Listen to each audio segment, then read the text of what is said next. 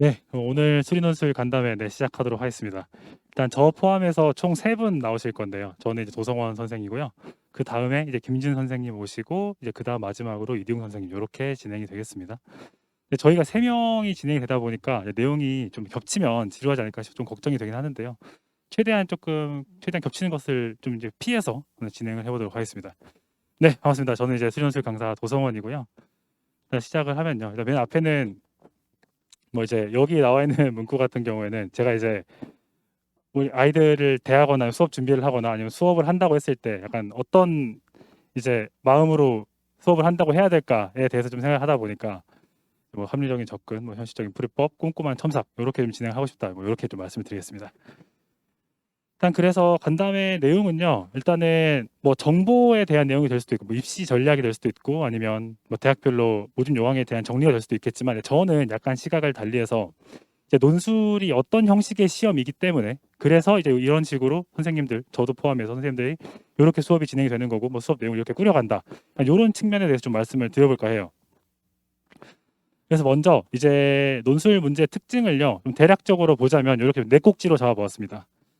먼저 학교 출제하는 입장에서는 수능과 비교를 하자면 수능은 30문제가 출제가 되고 내신도 훨씬 많은 문제가 출제가 되고 있죠.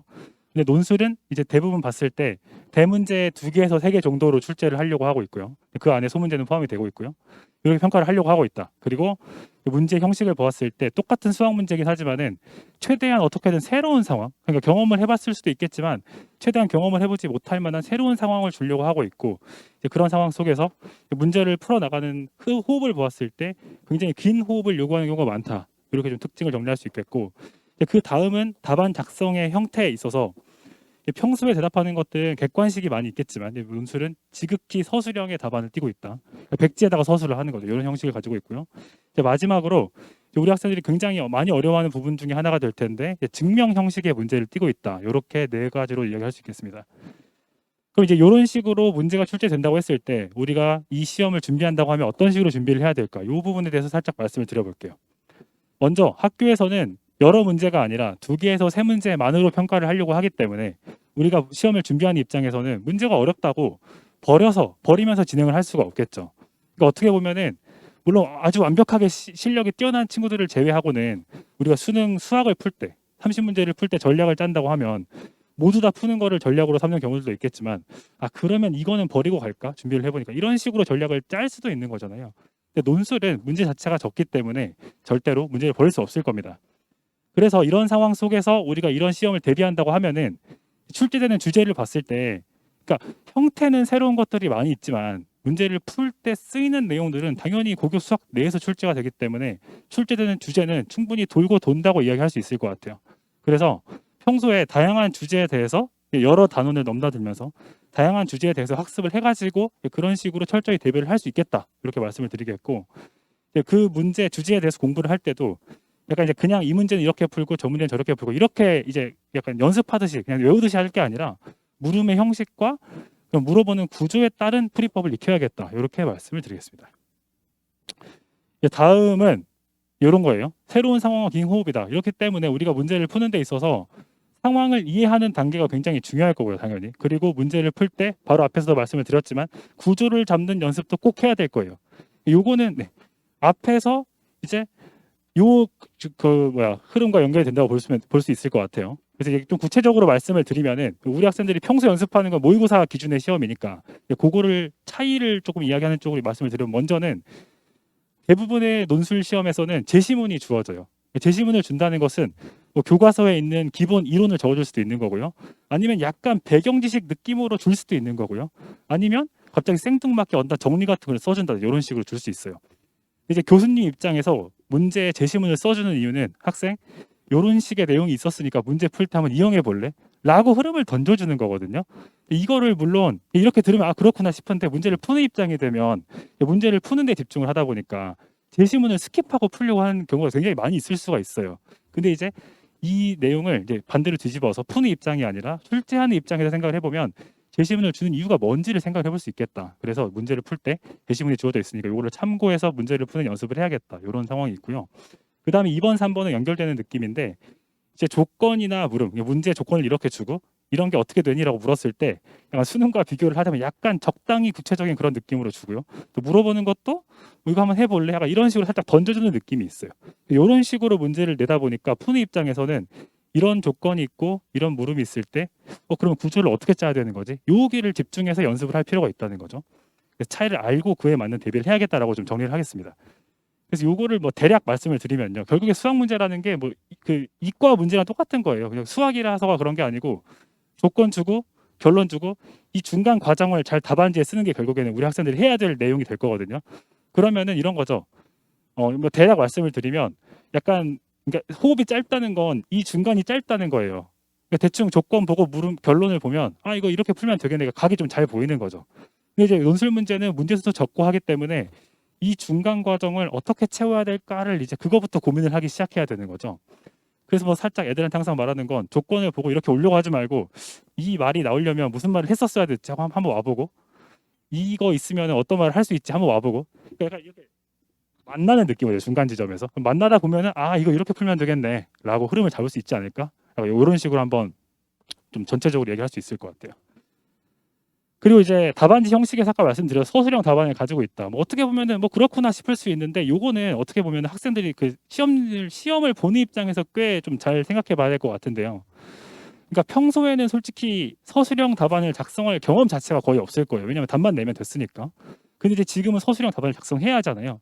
그 답안을 작성하고 끝낼 게 아니라 결국에 우리의 목적은 득점을 하는 거기 때문에 수식과 글을 섞어서 그 답안을 채점하는 교수님을 설득하는 거죠. 어떻게 보면 말을 써가지고 물론 뭐 서술형을 쓰는 건 아니지만 그러니까 글을 막 많이 붙일 건 아니지만 어쨌든 백지에다가 내가 이래가지고 저래가지고 이렇게 풀었다라고 교수님을 설득하는 과정이라고 보면 될 것 같아요. 요거 같은 경우에는 문제 내용에 관계없이 저희가 이제 수업 중간에 모의 논술도 항상 실시를 하고요. 그다음에 그 전 시간에 수업했던 내용들에 대해서 다시 쓰기 과제도 진행이 될 거거든요.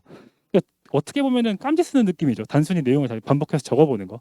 이런 경험을 통해서 한두 달 정도 진행을 하면 내가 아니라 답안을 쓰는 자기 자신이 아니라 다른 사람에게도 충분히 읽힐 수 있는 그런 답안 작성을 할 수 있을 것이다. 이렇게 좀 말씀을 드릴게요.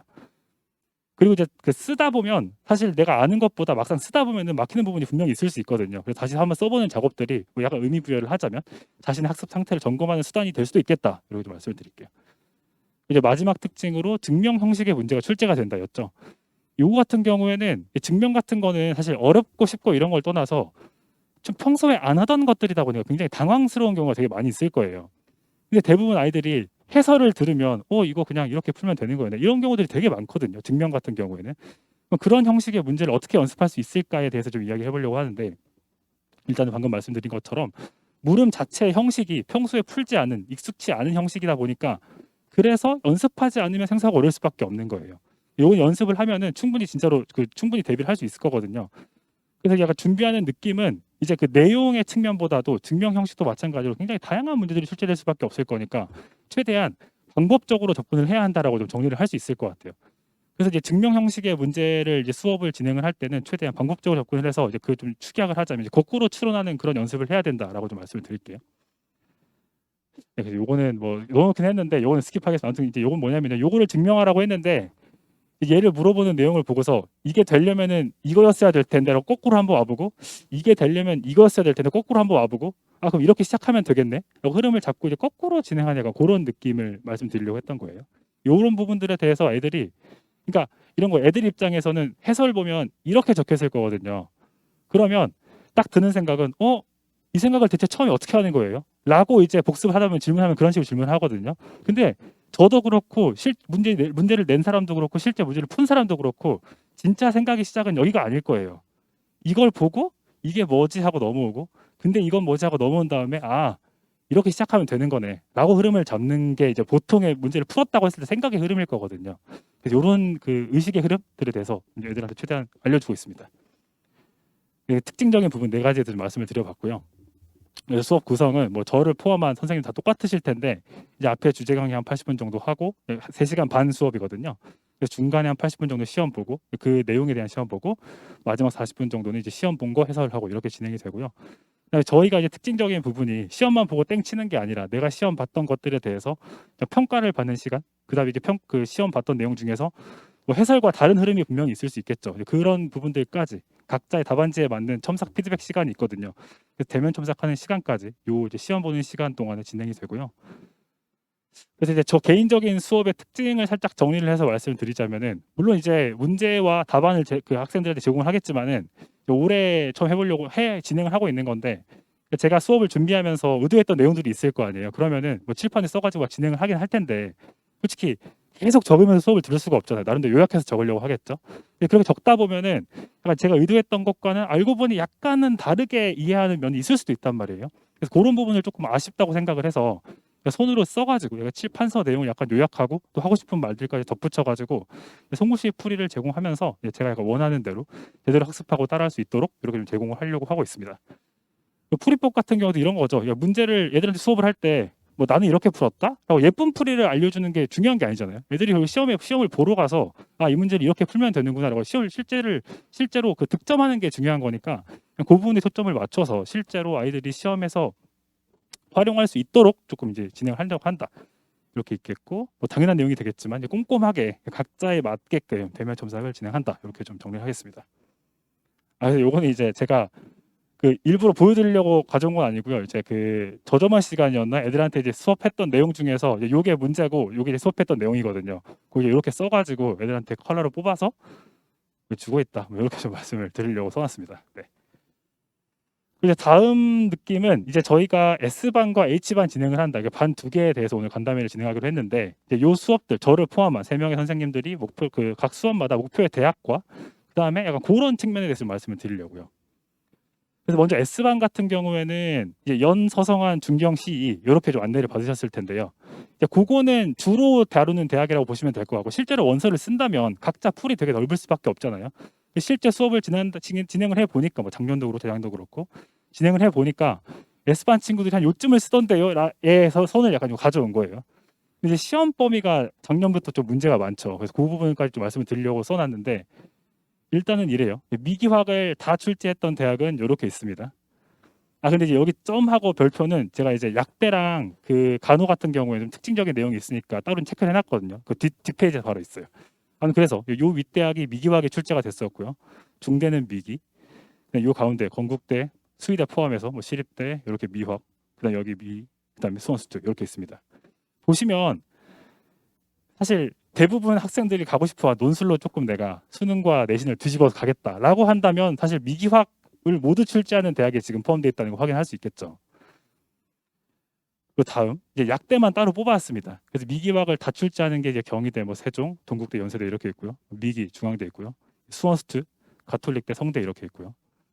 그 다음에 간호 뽑는 같은 경우에도 이렇게 쫙 포진돼 있습니다. 그러니까 요거를 좀 요 자료를 이제 가져왔던 이유는 약간 느낌은 이런 거죠. 그 작년에 이제 여기 동국대 있죠. 동국대 같은 경우에 작년에 파이널을 제가 진행을 했었는데, 그 수업을 하다가 이제 시험 범위가 미기학이니까 당연히 미기학을 다 준비시켜야 될 거 아니에요. 그래서 물어봤죠. 그 혹시 기회 안 들은 사람, 아니면 확통 공부 안 한 사람 했는데 진짜로 절반은 손을 들더라고. 공부를 한 적이 없다고. 그러니까 이런 거죠. 설마 나오겠어? 미기학으로 선택이 돼가지고 시험 범위는 미기학을 낸다고 하지만 원서를 쓰는 마음에서는 그래도 동국대 가고 싶은데 설마 미기학이 진짜로 나오겠냐, 그러니까 이런 마음이 살짝 있어서 지원을 하지 않았나라고 생각이 드는데, 그런 친구들 굉장히 많더라고요. 근데 사실 뒤집어 말하면은 미기학을 다 준비를 한다면 물론 이제 쉽지 않은 과정이 되겠죠. 뭐 어려운 일이 될 것이고 노력을 많이 해야겠지만은, 미기학을 다 준비를 한다고 하면은 이제 그런 식으로 기학을 공부 안 한 친구들은 이제 제끼고 넘어가는 거잖아요. 그죠? 그럼 일단 오신 분들 지루하실 테니까요. 일단은 연결된 것 같으니까 다시 진행을 좀 해보겠습니다. 그래서 아까 말씀드리던 게 이제 반별로 목표 대학이 있다고 했을 때 뭐 시험 범위 분류가 어떻게 되는가, 결국에는 다 준비를 해야 한다 이렇게 말씀을 드리는 거고, 요거 같은 경우에 선생님별로 그 커리가 다 다르거든요. 그래서 그거는 각자 이제 자기 본인 그 선생님 어머니들이 아이를 생각해 보셨을 때 요 커리를 따라가는 게 좋겠다 이렇게 좀 생각을 하셔서 반별로 선택을 해보시면 될 것 같은데, 저 같은 경우에는 뭐 S반 실제 이제 진행된 반도 있고 H반 진행 쭉 되고 있는 반도 있는데, 어쨌든 그 수원스투 미적기의 확통 순서대로 지금 이제 1학기 동안에 나가려고 생각하고 있어요. 그래서 지금 그렇게 진행을 하고 있고, 다른 선생님들 같은 경우에는 섞어서 진행하시는 선생님도 있고 각자 다르거든요. 그래서 그거는 한번 그 선생님별로 커리를 참고해 보시면 좋을 것 같고, 네, 그래서 뭐 S반 이렇게 쫙 있는데 이제 뭐 약대를 내가 관심이 있다라고 한다면 사실 이제 미기학을 다 준비하는 게 맞는 것 같고, 간호는 뭐 약간 이야기가 다를 수도 있을 것 같아요. 한번 보시면은 성신이나 연대 미래 같은 경우에는 뭐 이제 관심이 있다라고 하면, 간호를 쓰려고 해서 관심이 있다라고 하면은 기약 없어도 괜찮은 느낌. 뭐 경북대 인하대도 마찬가지고요. 뭐 가톨릭대도 마찬가지고요. 요렇게 6장을 꾸릴 수도 있는 거고요. 아니면 좀 더 욕심내서 미기학 다 준비해가지고 여기까지 노려보는 것도 하나의 방법이 되죠. 요렇게 상황이 된다. 요거는 H반인데요. 이제 H반 같은 경우에는 이제 경희, 건동, 홍숙, 뭐 인하과 이렇게 좀 라인이 있는데, 그것도 마찬가지 라인이 되게 넓다 보니까 보통 쓴다면 이런 정도라고 보시면 될 것 같아요.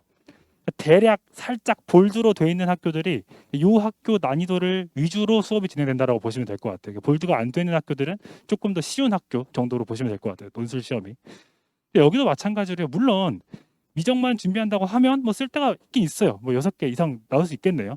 그렇지만 아무튼 뭐 쓰는 게 중요한 게 아니라 나중에 다녀야 될 거니까 그런 거까지 생각을 하면 뭐 H반도 물론 이제 그것도 마찬가지로 힘든 시간이 되겠지만 아무리 봐도 다 준비하는 게 맞다고 생각이 됩니다. 그래서 이렇게 좀 말씀을 드릴게요. 그래서 전체적으로 이제부터 3월부터 이제 경험하게 될, 입시까지 경험하게 될 커리어에 살짝만 말씀을 드리면은, 약간 살짝 말씀드렸지만은 4월 말이 되면은 선행학습 영향평가 결과 보고서라는 문서가 있어요. 근데 만약에 검색을 하시려면 선행학습만 치면 돼요. 그냥 그러면 구글링 하면 나오거든요.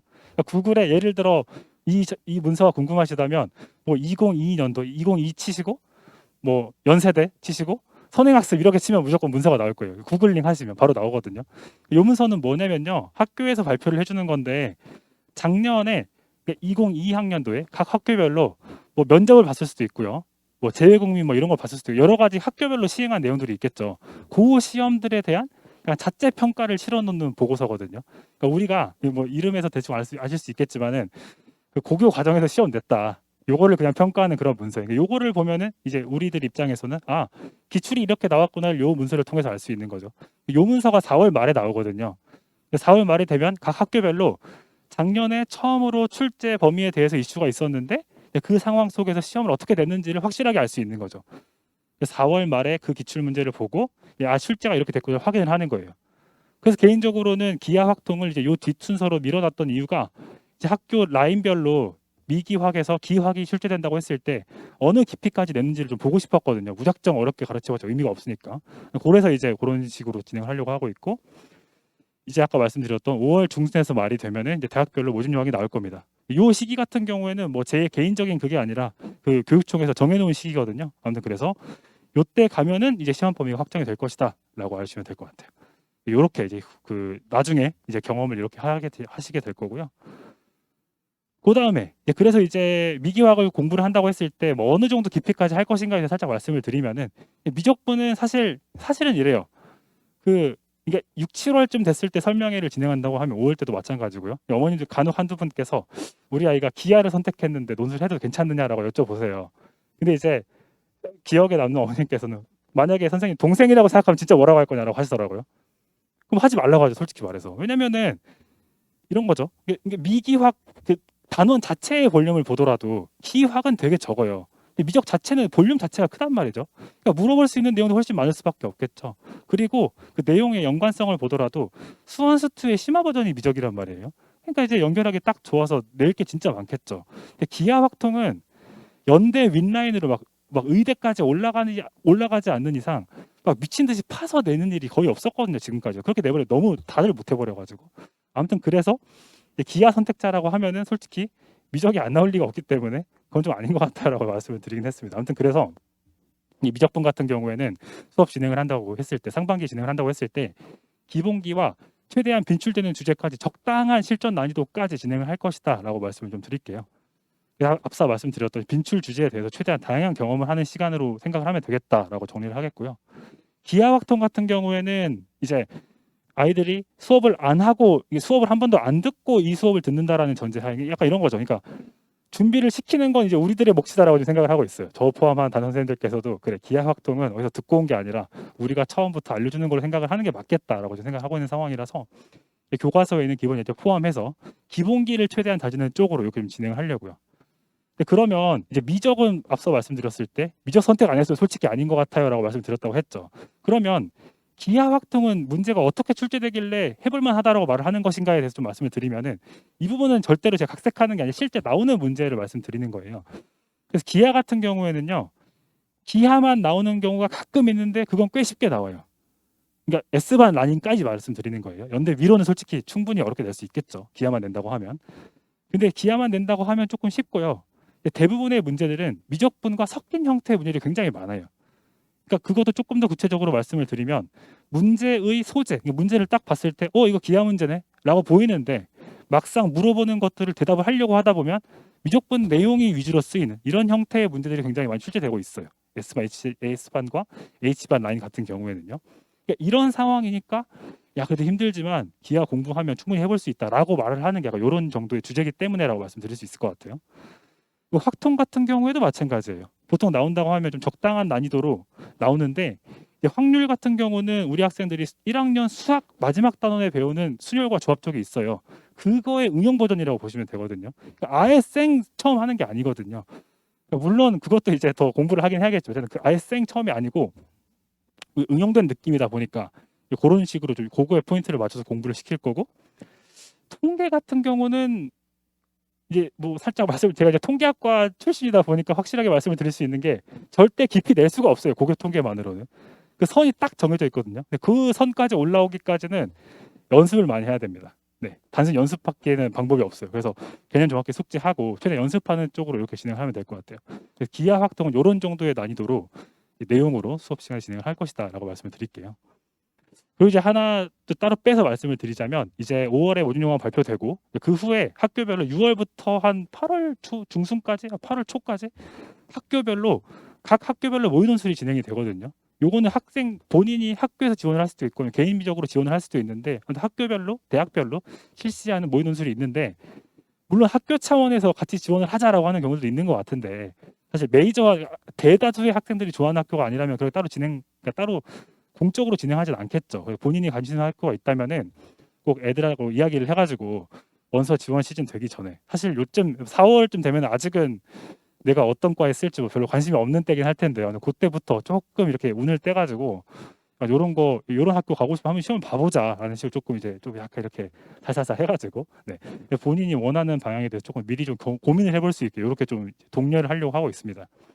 근데 모의논술 피드백 같은 게 뭐 어떻게 보면은 그럼 뭐 시험 한번 보는 거죠, 뭐 이렇게 생각하실 수도 있는데, 그것보다는 물론 제가 봤을 때는 교수님이 채점하지는 않는 것 같아요. 학교에서 발표해 주는 걸 보니까. 그렇지만 아무튼 그 실제 나중에 11월 넘어서 시험 보러 가기 전에 학교에서 실시하는 거 나름 그래도 한번 경험을 해볼 수 있는 거잖아요. 이런 경험으로 삼는 게 좋지 않을까. 채점해주는 기피를 보니까 그렇게 빡세게 하지는 않더라고요. 그래도 아무튼 전체에서 몇 등 했고 뭐 점수는 어떻고 알려주긴 하니까 미리 좀 경험을 해볼 수 있을 거 아니에요. 그러니까 요거 좀 독려하는 이런 걸 좀 해보려고 하고 있습니다.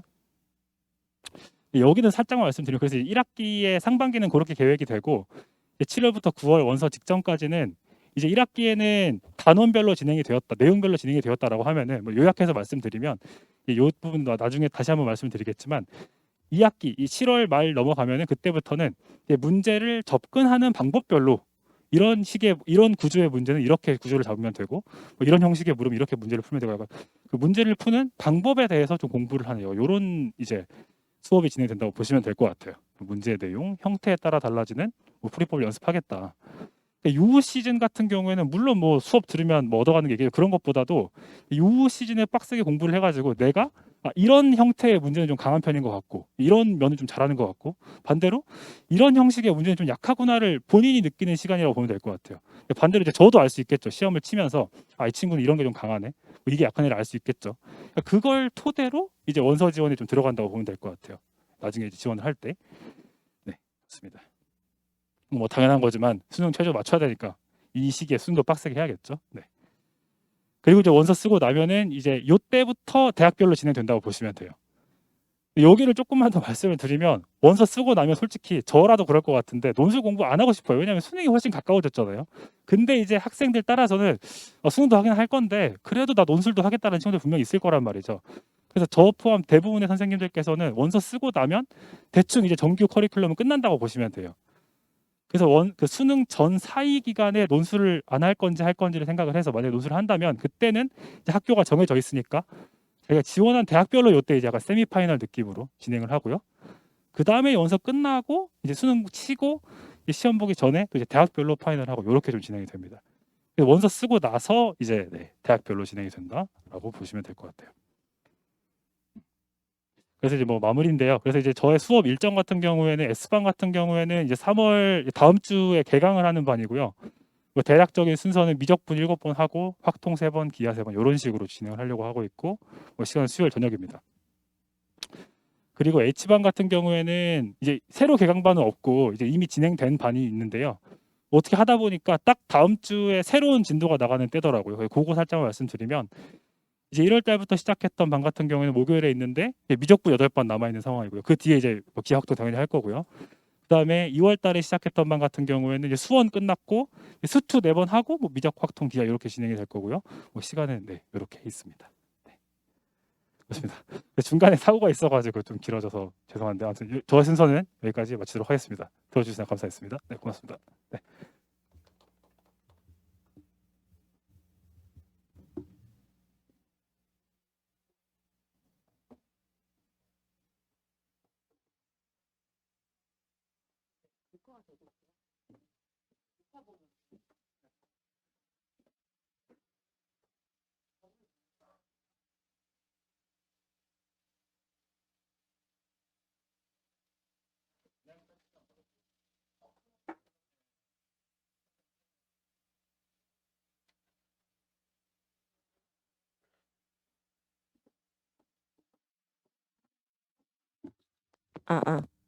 반갑습니다. 수련술 강사 김지은입니다. 네. 방송사고가 있어서 좀 많이 기다리셨는데 최대한 좀 앞에 선생님하고 겹치는 부분은 좀 빼고요. 중요한 내용 위주로 그래서 학생들을 제가 어떻게 지도할 건지에 대해서 좀 말씀을 드릴게요. 처음에 좀 어머님들이 많이 궁금해하시는 것들 좀 간략하게 질의응답식으로 말씀 먼저 드리고 그다음에 제가 어떻게 수업하는지에 대해서 말씀드릴게요. 논술 전형이 뭔가요? 해서 논술 전형에 대해서 이제 정확하게 다 알고 계시는 분들도 많지만 논술 전형이 뭔지 정확하게 모르고 계시는 분들도 계셔서요. 논술 전형은요. 논술 고사와 학생부 수능 최저 이 세 가지를 가지고 대학을 가는 전형입니다. 근데 학생부는 이제 내신인데 내신의 영향력은 정말로 미미해요. 제 다음 선생님께서 정확하게 또 이제 말씀을 좀 해주실 건데 여기 학생부는 거의 영향을 주지 못하고요. 그다음에 수능 최저 기준 같은 경우는 정시로 학교를 간다라고 했을 때 생각하는 그 정시 등급보다 훨씬 낮게 형성되어 있어요.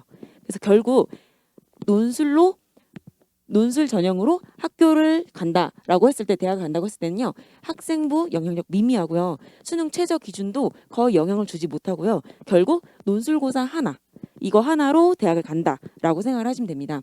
정말 어떤 학생들이 준비하면 좋을까요? 라고 생각 많이 물어보시는데 이제 첫 번째로는 수학을 잘하는 학생들 당연히 수학을 잘하면 논술 전형에서 너무 유리하겠죠. 지금 이 학생은 올해 대학을 이제 입학하는 작년에 수강했던 따끈따끈한 이제 따끈따끈한 저희 학원의 합격생인데 수능 등급을 보시면 42213이에요. 그러니까 이 친구는 수학을 잘하고 국어를 좀 못하는 대표적인 이과 학생이에요. 근데 이 학생이 본인이 처음에는 엄마 때문에 그냥 학원을 왔다가 수업을 듣다 보니까 이 전형이 본인한테 잘 맞다는 걸 알게 됐어요. 그래서 1년 동안 준비를 열심히 했고 그래서 본인의 사실 수능 등급으로는 갈 수 없는 학교들을 합격했고요. 결국은 성균관대를 이번에 가게 되었습니다. 두 번째로는요. 수능에서 구멍인 과목이 있는 학생들이에요. 그러니까 이과 친구들이 국어가 좀 많이 점수가 안 나오는 친구들이 많잖아요. 그런 친구들, 이 친구는 좀 대표적으로 저희는 사실 수능을 포기하라고까지는 하지 않아요. 웬만하면 정시도 보고 수시도 봐서 모든 기회를 다 가지고 가라고 하죠. 근데 이 친구가 선생님 저 어느 날 수능을 안 볼래요 라고 하는 거예요. 그래서 그러지 말라고 수능 최저 맞추는 것만 그것만이라도 공부를 해서 그래서 최저 맞춰서 더 좋은 대학을 좀 써보자 했는데 근데 저 아무리 노력해도 수능 등급이 안 나와요. 최저도 안 나와요. 그래서 이 친구 등급을 저는 몰라요. 끝까지 알려주지 않더라고요. 근데 이 친구가 수학은 정말 잘해서 좀 좋은 학교를 노려볼 수 있었는데도 본인이 수능을 포기했기 때문에 수능 최저가 없는 학교만 써야 해서 그럼 35개 대학 중에서 논술을 보는 35개 대학 중에서 수능 최저가 없는 학교는 10개 정도밖에 안 되거든요. 그 학교에서 이제 6개를 봐서 인하대 수학과와 한양대 에리카 응용수학을 붙어서 결국은 인하대 수학과를 간 친구입니다. 그래서 이런 식으로 수능에서 구멍이 있는 친구들, 그래서 정시로 가기, 뭔가 본인의 실력보다, 본인의 수학 실력보다 조금 더 낮은 학교를 갈 수밖에 없는 친구들도 논술 전형을 준비하면 너무 좋아요. 세 번째로는요, 실전에 약한 학생이요. 이 친구를 보시면 수능이 잘 나왔잖아요. 그렇죠? 근데 이 친구는 원래 수능이 더 잘 나온 친구예요.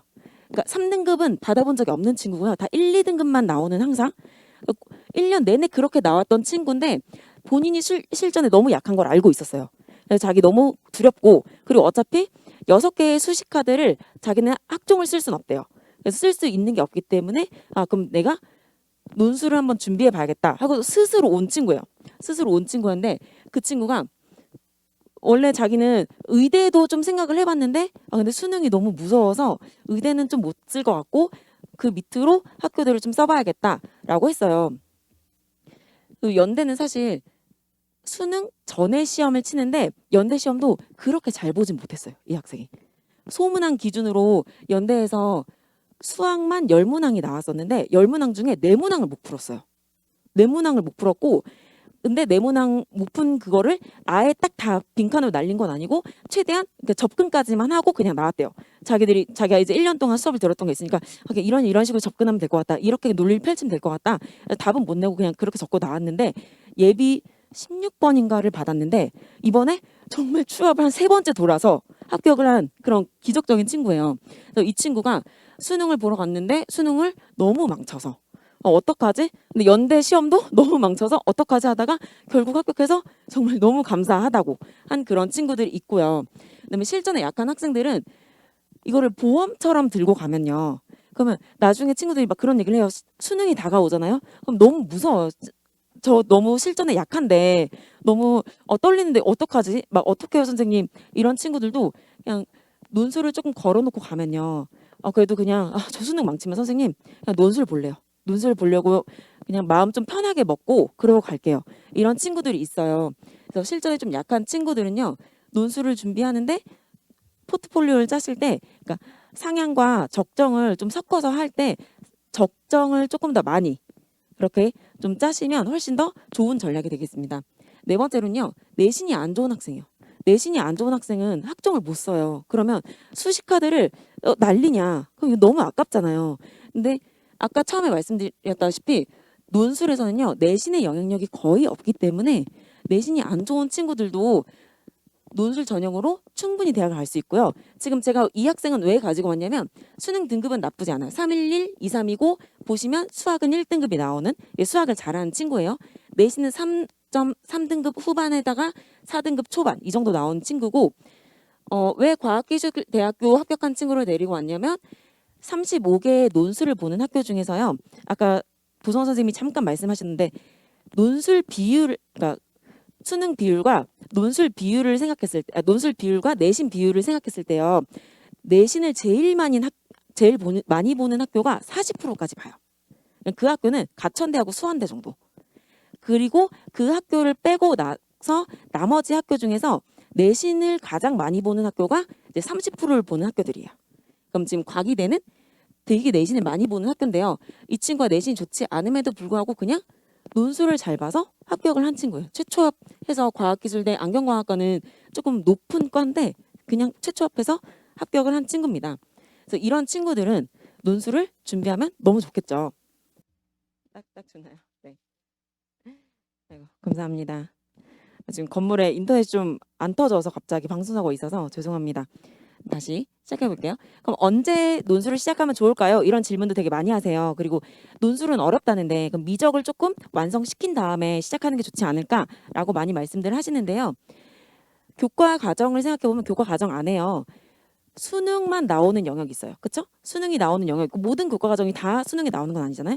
수능에 나오는 영역이 있고요. 그다음에 논술이 나오는 영역이 있어요. 그래서 이거를 만약에 2개로 제가 분류를 해본다면 수능과 논술이 겹치는 영역이 분명히 있고요. 그다음에 수능에 나오지 않지만 논술에는 나오는 논술 고유의 영역도 있습니다.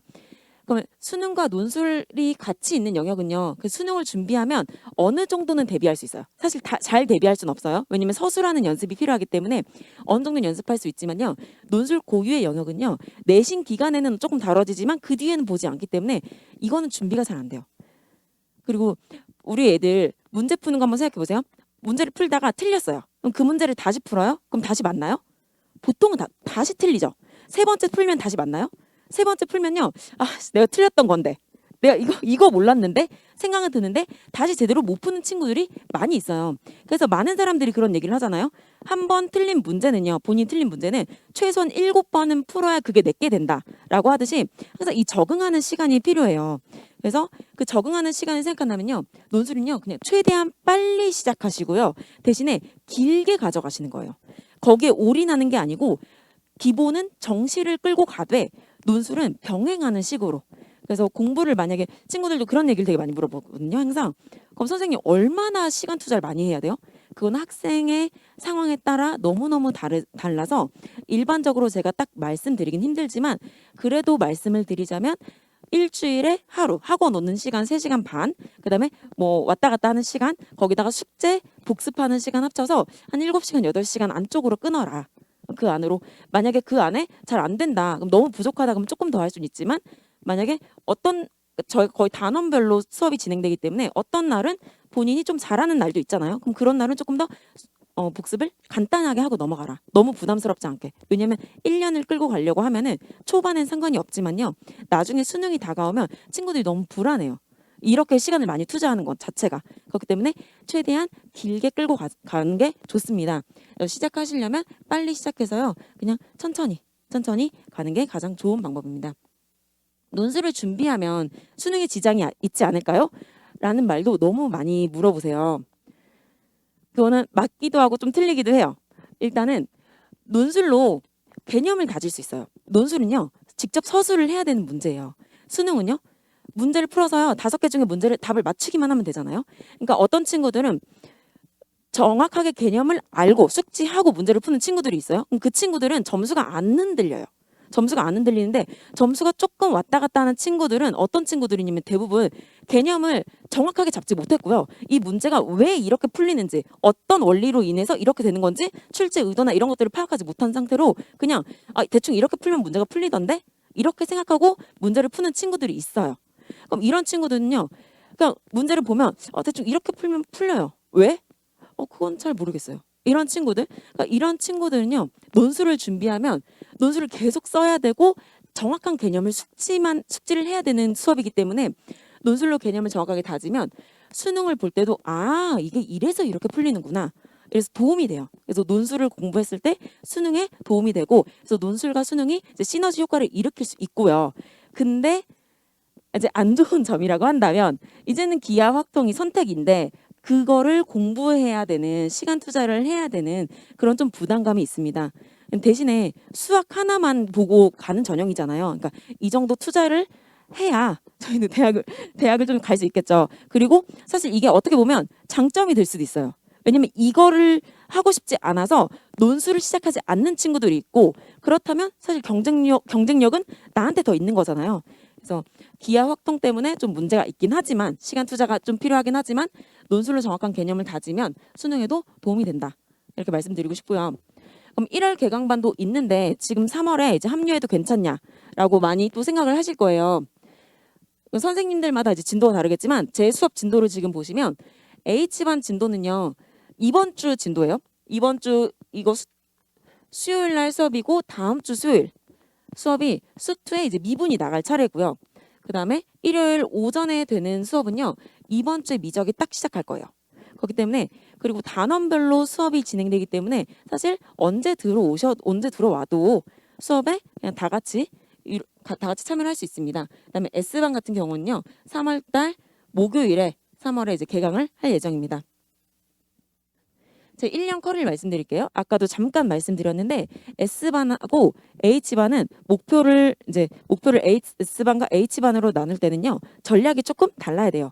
S반 친구들은 미적 기하 확통을 무조건 다 가져간다. 그래서 얘네를 어떻게 싹 다 가져갈 건지 그 생각을 하셔야 되고 3월에서 5월까지는 미적분 수업이 나갑니다. 교과서 개념을 하겠다는 건 아니고요. 교과서 개념에 항상 입각해서 문제를 푸는 거예요. 그래서 교과서 개념을 가지고 대학별 기출을 어떻게 적용해서 문제를 풀 건지에 대해서 얘기를 할 거고요. 6월에는 확통 기하 수업이 나가고요. 그다음에 7월에서 9월 사이는 12주 특강이라고 해서 어떻게 문제를 해결할 전략을 어떻게 짤 것인지, 그다음에 전범위 빈출 주제를 다루면서 어떻게 우리가 이제 문제에 접근을 해야 되는지에 대해서 다룰 예정입니다. 10월은 세미파이널.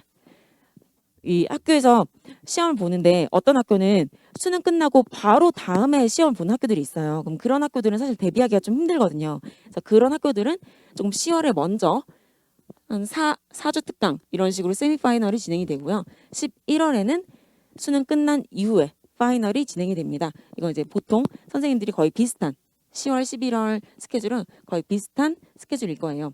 H반은요. 미적 기하 확통 중에서요. 일단 미적을 완성시켜야 돼요. 친구들이요. 모의고사 그 범위에 따라서 공부를 해요. 보통 학원에서도 그렇게 많이 가르치거든요. 왜냐면 그렇게 해야지 모의고사 등급이 잘 나와요.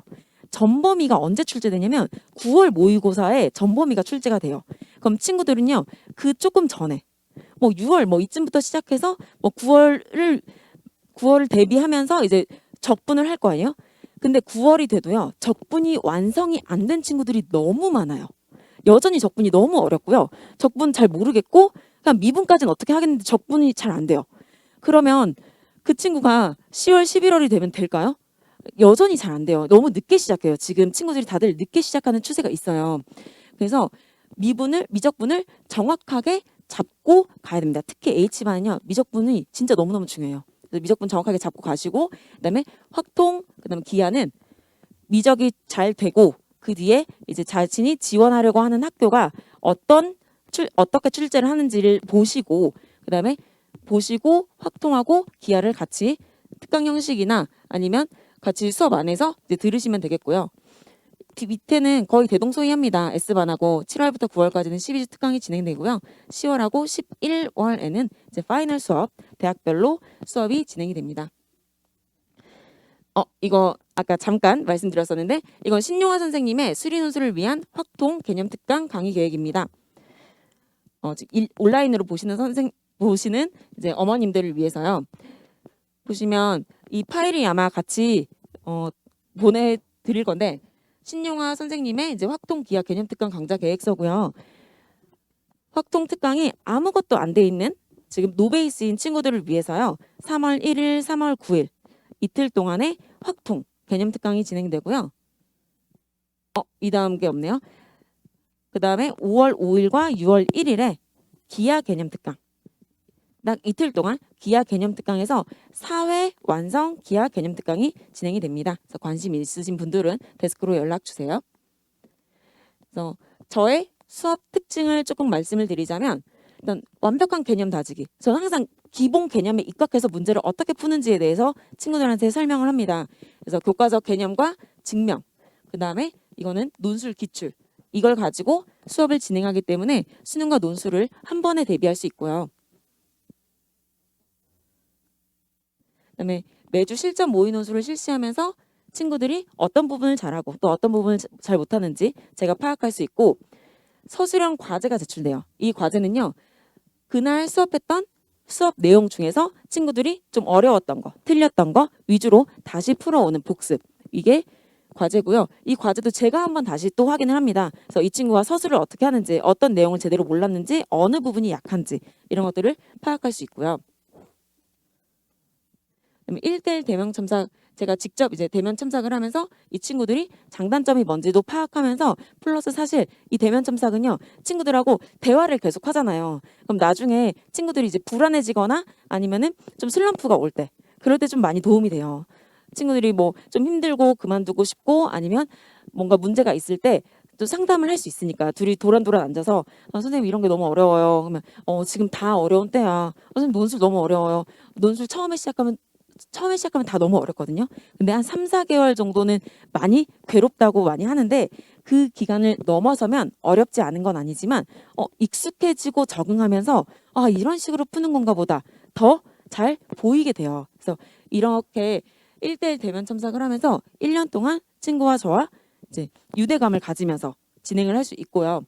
마지막에 여름방학 지나고 나서 이제 원서 상담이 들어갑니다. 제가 학생들을 이제 제대로 파악을 했기 때문에 학생들이 어떤 대학의 어느 과를 지원하는지 이제 어디를 가는 게 좋을지 이런 것들을 이제 학부모님들과 1대1로 원서 상담을 진행이 됩니다. 그래서 오늘 제 설명에는 이제 여기까지고요. 뒤이어서 이대용 선생님께서 나머지 논술의 읽는 법과 이제 다른 것들에 대해서 설명을 해주실 겁니다. 감사합니다. 네, 저는 이제 코어 수학 소리 논술이라는 이름으로 지금 진행을 하고 있고요. 시간표를 보면 지금 일요일 저녁에 기존반이 있습니다. 6시 반부터 10시까지 기존반이 진행이 되고 있는데 일단 이 금요일 저녁에 또 신규 개강반이 준비가 되어 있어요.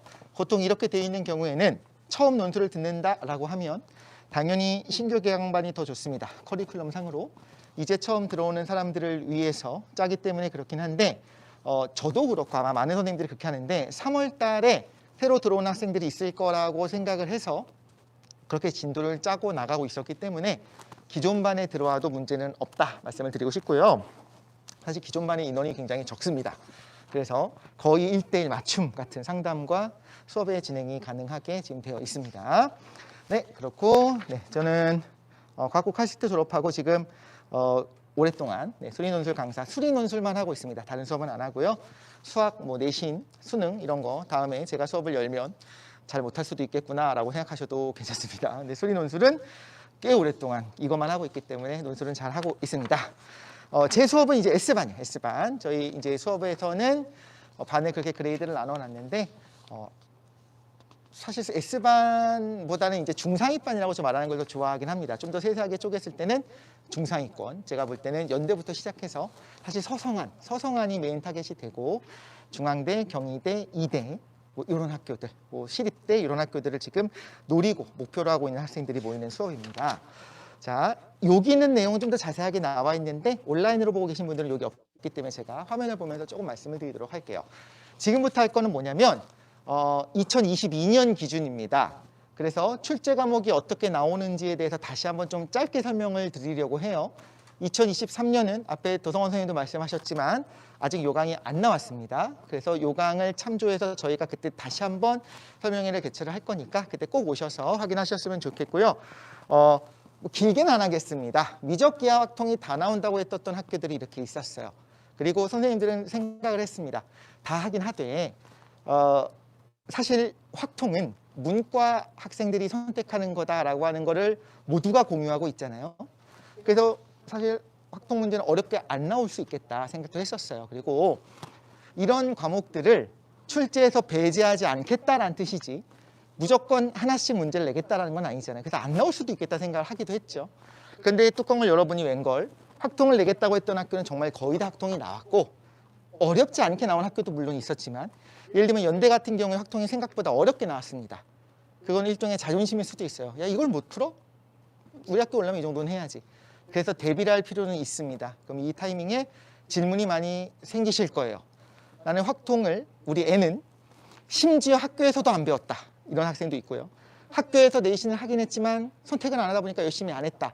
그럼 어떻게 해야 되나요? 뭐 포기해야 되나요? 이거에 대한 질문을 해주시면 이따가 이제 도성원 선생님이랑 저랑 같이 그거에 대해서 하나씩 말씀을 드릴 건데 간단하게 말씀을 드리자면 최상위권 학생이다라고 한다면 제대로 공부하는 게 맞고요. 제 수업부터 그러니까 중상위반, 성위반, S반부터는 사실 확통을 마치 수능 공부하듯이 열심히 할 필요까지는 없어요. 그럼 어떻게 할 거냐? 개념은 알아야 됩니다. 즉 확통이라고 하는 과목에서만 배우는 내용들이 있어요. 그리고 거기서만 배우는 용어들이 있습니다. 그럼 그 용어는 알아야 되고 개념으로서 그 용어와 그 개념을 사용해서 문제를 풀려면 문제를 읽어보고 예시답안을 읽어보고 이해할 수 있을 정도의 개념을 갖춰야 되거든요. 그 공부는 제 생각에는 그렇게 오래 걸리지 않아요. 어떻게 공부를 하냐면 수능 특강에 나와 있는 수능 특강의 문제는 꽤 어려운 것도 있습니다. 다 풀면 좋은데 시간이 없잖아요. 그럼 수능 특강에 나와 있는 이론 부분만 보면 그렇게 안 많아요. 20몇 장밖에 안 됩니다. 이론 부분만 문제 다 제끼고 수능 특강은 심지어 공개돼 있죠. 인터넷에. 그 EBS 교재이기 때문에 공개가 되어 있습니다. 그 이론 부분만 정확한 개념으로 이해를 하면 그 다음 수업을 따라오는 거는 문제가 없어요. 그 다음에 이제 어떻게 할 거냐. 수업에서 저도 이제 커리큘럼상 뒤쪽에 가면 확통 문제, 기하 문제를 섞을 거거든요. 그때 수업 위주로 그리고 기출문제 위주로 본인이 풀어보다 보면 수능이랑 좀 다르죠. 수능은 좀 시간 낭비가 있어서 그래요. 실제 출제됐었던 그 확통 문제들을 문제와 답을 보면서 훈련을 하면 중상위 학교에 대한 지원은 가능하다라는 말씀을 드리고 싶고요. 확실하게 하고 싶다면 조금 더 공부를 해야겠죠. 어떻게 나올지는 아무도 모르는 거니까. 자, 이거는 이렇게 공통과목과 어떤 과목들이 나오는지를 좀 정리한 겁니다. 이렇게 보시면 되고요. 실제로 성대가 좀 재밌으니까 말씀을 드릴게요. 성대의 경우에 이제 작년 기준입니다. 성대가 원래는 다 내겠다고 했었어요. 미적기하 학통을 내겠다라고 처음에 요강에도 그렇게 써 있습니다. 근데 갑자기 7월 달쯤에 성대에서 그 입시 설명을 하겠다고 부르더니 무슨 얘기를 했냐면 우리는 수원 수투에서만 내겠다라고 바꿨어요, 말을. 보통 요강에 나왔던 걸 바꾸는 경우는 별로 없거든요. 이 두 가지를 시사하죠. 첫 번째는 학교마다 어떻게 문제를 낼지는 모르고 내부적으로 교수님들이 뭐 문제 내기 귀찮아서 그렇게 쓸 리는 없죠. 그러니까 뭔가 고민을 많이 하면서 바뀔 부분들이 있다. 그리고 그거를 문서화되어 있는 요강이 아니라 심지어 설명회에서 말할 수도 있다라는 거예요. 안 들어갔다고 했던 게 들어가면 문제가 되지만 들어간다고 했던 게 빠지는 건 괜찮잖아요. 그렇죠? 두 번째는 성대라고 하는 학교는 좋은 학교죠. 그렇죠? 학생들이 가고 싶어하는 학교 중에 하나입니다. 문제가 물론 그렇게 어렵진 않아요. 하나 중요한 시사점이 있는데 미적기하 학통이 들어가야지만 문제를 어렵게 낼 것이냐. 여기는 수원 수투만 내겠다고 했는데 그걸 가지고 변별력 있게 문제를 낼 수 있을 것이냐. 물론 쉽게 나옵니다. 그렇지만 수원 수투만 갖고도 얼마든지 문제를 어렵게 낼 수 있어요. 그렇기 때문에 이걸 가지고 좋은 학교, 안 좋은 학교를 구분한다든가 난이도를 구분하는 건 좀 어렵습니다. 어떤 성대는 좀 특별한 게 있어서 말씀을 드렸고요. 자, 수능 최저라고 하는 게 어떤 건지 좀 말씀을 드릴게요. 수능 최저 기준은요. 이 기준을 수능에서 넘기면 패스입니다. 그 다음부터는 점수를 안 봐요. 등급도 안 봅니다. 이게 중요해요. 1111로 넘겼느냐, 뭐 2248로 넘겼느냐 상관없습니다. 그래서 이 수능 최저 기준을 적용하지 않는 학교, 이거는 아마 2023년 이렇게 될 겁니다. 이 학교들은 수능 최저를 안 본다는 뜻이에요. 어떤 학교는 수능을 심지어 안 봐도 되는. 우리 학교 논술만 잘 풀어. 학생부를 본다면 학생부 좀만 해. 그러면 합격시켜줄게 인 거예요. 그런데 그러니까 더 좋지 않냐? 최저가 나올 수 있는 학생은 생각보다 최저가 안 되는 학생이 많기 때문에 자기가 어느 정도는 타이트하게 최저 기준이 있는 학교를 쓰는 것이 전략적으로 좋을 수도 있습니다. 그리고 안전하게 없는 학교도 넣을 수는 있겠죠. 한양대 같은 학교들이 수능 최저도 없고 보통 학생부도 안 들어갔었기 때문에 가장 어떻게 보면 수학만 잘하는 친구들 있죠. 그런 친구들이 좀 쓰는 학교고 대신에 좀 문제가 어려웠었죠. 자, 예시를 좀 드릴게요. 이런 표를 여기 오신 분들은 이제 책으로 좀 받으신 것도 있고, 그게 아니면 이제 저희가 5월달 이후에 또 정확하게 공개를 하기도 할 거고, 혹은 아직은 아니지만 좀 지나면 네이버 같은 데 검색해보면 이제 이걸 정리한 것들이 올라옵니다. 이제 미탐에도 마찬가지로 올릴 텐데, 예를 들면 이거는 이제 2023년 이렇게 될 것 같아요. 가톨릭대, 예를 들면 의예, 약학, 간호밖에 없죠. 자연이 없죠. 자연은 최저가 빠졌습니다. 최저 없습니다. 예를 들면 의예의 경우에 국수형 탐2라고 써 있잖아요. 이건 뭐냐면 탐구 두 과목의 평균을 보겠다는 겁니다. 그래서 이 네 과목이죠. 국어, 수학, 영어, 탐구 두 과목 평균. 이거를 합쳐서 이 중에 세 개에 합한 게 4 안에 들어오면 패스예요. 그래서 1, 2, 1 들어왔죠. 그 다음에 뭐 7, 8 이래도 괜찮습니다. 이해가시죠? 자, 여기 어렵습니다. 성대의대, 대단하죠. 성대의대는 국수, 영, 탐, 투 합쳐서 네 과목을 그 네 과목의 합이 5가 나와야 됩니다. 하나까지 2등급도 괜찮아. 1, 2, 1, 1, 1 이러면 됩니다. 하나라도 넘어가면 이제 이건 안 되는 거죠. 근데 예를 들면 간호대를 한번 볼까요? 국수형 탐1, 탐1은 뭐냐면 두 과목 중에 잘한 것만 보겠다는 거예요. 탐구를. 이 네 과목 중에 세 개를 합한 게 5와 6 안에만 들어오면 된다. 그래서 뭐 1, 4, 1 이렇게 하면 6이 들어왔죠. 나머지 두 개는 안 보겠다. 괜찮다. 이렇게 생각하시면 됩니다. 근데 제가 성대 자연을 왜 넣어놨냐면 이게 좀 재밌어요. 올해 독특하게 했는데 탐원이라고 써 있는 건 뭐냐면 탐구 두 과목을 서로 다른 과목으로 보겠다고 했어요. 이게 좀 특이해서 보통 이렇게 안 하거든요. 근데 여기는 성대 자연은요. 국어, 수학, 영어, 탐구 두 과목 다 합해서 총 5과목이 있죠. 그중에 3개를 합한 게 6 안에 들어오면 이 최저는 통과한 거고 점수는 없습니다. 예를 들면 4 대신에 2, 2, 3, 2 하면 2, 2, 2가 돼서 됐죠. 그럼 나머지는 뭐 4든 5든 8이든 상관없습니다. 패스하게 되는 거예요.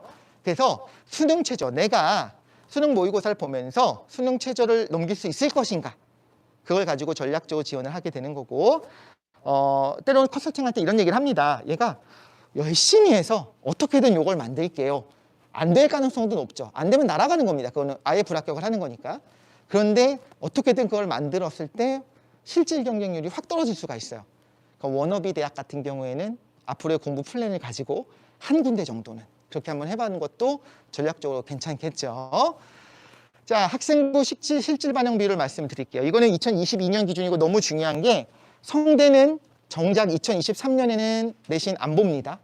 알겠죠? 이건 22년 기준이고, 이거 왜 실어놨느냐? 요강을 보고 실질 반영 비율이 이렇게 된다라는 걸 말씀을 드리려고 하는 거예요. 근데 성대가 작년 기준이죠. 2022학년 기준으로 내신이 40%가 들어갔어요. 학생부가. 많이 들어간 겁니다. 제일 많이 들어간 게 40%였어요. 그리고 수능이 60이었는데, 자, 40점이 들어가는데 놀랍게도 실제 반영 점수를 볼까요? 1등급이면 40점, 2등급은 39.8점, 3등급은 39.5점, 4등급까지 39점, 5등급도 38점, 1점 뚝 떨어졌죠? 여기까지. 6등급부터는 이제 38점이 30으로 떨어지고 20으로 떨어지고 이렇게 떨어집니다. 무슨 의미냐? 몇 퍼센트가 들어가는지가 중요한 게 아니고요. 요강에 있는 걸 보면 실질적으로 어떤 학생이 유리한지 불리한지를 알 수가 있는데, 일반적으로는 5등급 안쪽으로 들어오는, 그러니까 5점 얼마까지 찍혀 있는 학생은 대부분의 학교에 불리함이 크게 없어요. 대부분이라고 말씀드린 거는 어떤 학교는 4대까지 괜찮다가 5부터 뚝 떨어지기도 하고, 어떤 대학은 한 6까지 괜찮다가 7부터 떨어지기도 합니다. 학교마다 조금씩 달라요. 그런데 정말 내신이 안 좋다라고 한다면 충분히 고민을 해보고 어느 학교를 쓸지, 아예 학생부를 안 보거나 실질 반영 비율이 더 낮은 학교를 쓰는 것도 전략적으로 괜찮겠죠? 일반적으로는 4점 얼마, 5점 얼마인 학생들, 내신 제가 물어보면 부끄러워해요. 그럼 부끄러울 필요가 뭐 있냐는 거예요. 괜찮아요. 아무 문제 없다. 논술에서는 아무 문제가 없다. 알겠죠? 오히려 내신 좋은 학생들은 학생부 종합이나 학생부 교과로 가죠. 연대에 합격하는 학생들 평균 내신이 3, 4입니다. 4 초반, 3 후반 이렇게 돼요. 이런 질문이 나오죠. 아니, 그건 자사고, 과학고 뭐 이런 애들이잖아요. 맞아요. 하지만 그래서요. 그 학생들이라고 예를 들면 자사고 학생의 4등급은 점수를 높게 주고 일반고의 2등급은 이런 거 없습니다. 똑같습니다. 성실함의 지표만 보는 거기 때문에 학생부는 생각보다 걱정을 크게 안 하셔도 된다. 많이 낮다라고 한다면 그러면 그거는 좀 고민을 하면서 같이 어느 학교, 괜찮은 유리한 학교를 찍어봐야겠죠. 네, 여기까지가 일단 우리가 어떻게 할 수 있을지, 그 지원을 할 때 전략을 5월 달에 나오면 그때 정확하게 어떻게 할 수 있는지 좀 설명을 드린 거고요. 자, 수리논술에 대한 궁금증들이 좀 있을 건데, 이런 부분이 이제 앞에 선생님들이 좀 말씀을 해주셨어요. 그래서 지금 시작해도 될까? 이건 중의적이죠. 벌써? 또 있고 너무 늦은 거 아닌가도 있을 텐데, 자, 오늘이 시작할 수 있는 가장 빠른 날이잖아요. 빨리 하는 게 좋습니다. 왜냐하면 그래야 더 많은 문제를 접할 수 있습니다. 그리고 한 문제는 안 해요. 모든 선생님 다 그렇습니다. 그러니까 더 많은 문제를 보려면 5번이랑 연결이 되는데, 저도 그렇고 대부분 선생님들이 일주일에 한 번 수업합니다. 그러면 일주일에 한 번 수업이면 이미 앞부분에 1월달, 2월달 안 했으면 좀 많이 넘긴 거예요. 그만큼의 문제를 못 푸는 거예요. 그러니까 아쉽기 때문에 가능하면 빨리 시작하고요. 차라리 수능 준비가 다 되려면 한 3수 정도 돼야 됩니다. 수능 준비 다 되는 건 없어요. 동시에 같이 공부를 하는 건데, 그런데 그래도 전략적으로 지금 시작하는 것도 나쁘지는 않다. 괜찮다. 지금까지 3월달까지는. 5월달, 7월달 방학 특강부터 듣는다? 반짝반짝한 학생들 제가 부인하지 않겠습니다. 들어와서 잘해요. 그렇긴 한데 기왕이면 빨리 듣는 것이 더 좋고, 차라리 내가 맞는지 안 맞는지 궁금하면 한 4주 혹은 저는 이제 8주 정도를 권해요. 듣고 나서 학생들의 쓰기 능력이 그렇게 안 늘어날 수 있습니다. 근데 물어보는 거예요. 너 잘하니? 이게 아니라 해볼만해? 괜찮은 것 같아? 이거 갖고 한번 해볼까? 학생들이 알아서 판단합니다. 이거를 계속 할지 안 할지. 정말 나랑 안 맞고 안 하는 게 낫겠다, 딴 거 낫겠다 싶으면 빨리 나가는 게 낫어요. 빨리 들어서 빨리 판단하고 빨리 나가는 게 낫습니다. 알겠죠? 나중에 들어왔는데 알고 보니 이걸 내가 도대체 왜 이제 왔지 하는 학생이 분명히 있거든요. 자, 어느 정도의 학생이어야 하느냐, 이거 제 기준인데요. 반마다 다르죠. 근데 제 기준에서는 코어 실력이 3등급 안에 들어오면 된다. 코어 실력은 시간이 없으니까 제가 간단히 말씀드릴게요. 코어 실력은 수능 모의고사를 봤을 때 실수 없이 충분히 시간을 갖고 천천히 풀어본다고 했을 때 나올 수 있는 등급을 말해요. 그래서 이렇게 물어보시면 돼요. 정말 다시 풀어도 못 풀 것 같은 건 틀렸다고 하자. 그랬을 때 몇 등급 나오겠니? 얼마 정도는 풀 수 있겠니? 그럼 이제 물어볼 거예요. 정말 착해요, 애들이. 뭐라고 하냐면 찍어서 맞은 건 어떻게 해? 찍어서 맞은 건 틀렸다고 해야죠. 그러니까 다시 풀어서 모르겠는 건 틀렸다고 하자는 거예요. 그럼 진짜 모르겠는 게 28번, 29번, 30번 잘 모르겠고 26번 모르겠고 이거 긴가민가 했어. 그랬을 때 3등급 안에 들어오면 논술 수업을 듣고 충분히 따라갈 수 있다는 거예요. 그 등급이 2등급이고 1등급이면 더 잘하겠지만 초반에는 어차피 논술이 그래도 따라는 오지만 처음부터 막 기가 막힌 답은 못 내놓습니다.